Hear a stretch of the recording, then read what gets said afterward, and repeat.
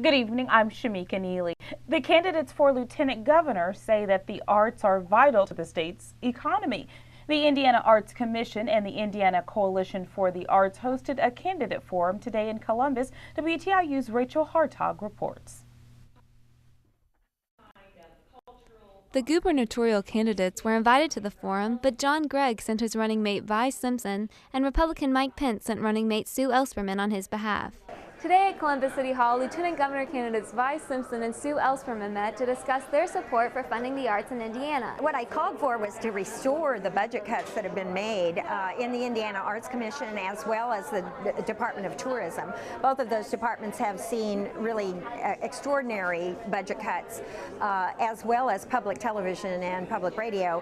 And to me, those are all very important components in promoting the arts and marketing the arts as an economic driver in Indiana. They have a significant economic impact, of course, with many thousands of workers involved in nonprofits and for-profits, but probably more importantly, they're part of our quality of life in the state as well. Both candidates called for more arts education in schools. Ellspermann focused on incorporating the arts into all areas of study. For WTIU News, I'm Rachel Hartog.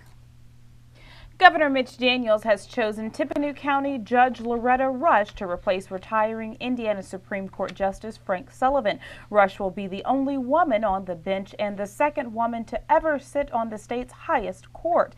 Rush, who will be Indiana's 108th Supreme Court Justice, currently serves in Tippecanoe County's Superior Court 3, a court that handles juvenile cases. An 83-year-old aircraft is giving aerial tours above the city of Greencastle from now until Sunday. WTIU's Adriana Zhang and Dan Goldblatt report. Hoosiers can get a unique look at the city of Greencastle this weekend from 1,000 feet in the air while riding in a 1929 Ford Trimotor. Though retired from regular commercial service decades ago, the airplane now travels the country, taking the public on 12-minute flights. Experimental Aircraft Association pilot Colin Soucy says the aircraft is a piece of flying history. What was remarkable about the Ford when it first came out, it was the first all-metal airplane manufactured in the United States where the passengers rode indoors. Before this came along, everything was open cockpit biplanes. So if you can imagine going between, say, Chicago and Minneapolis in the wintertime, open cockpit, nope, wasn't going to happen. The plane will stop in 8 Midwestern cities during its tour. The Trimotor will be at the Putnam County Airport through this Sunday. For WTIU News, I'm Dan Goldblatt.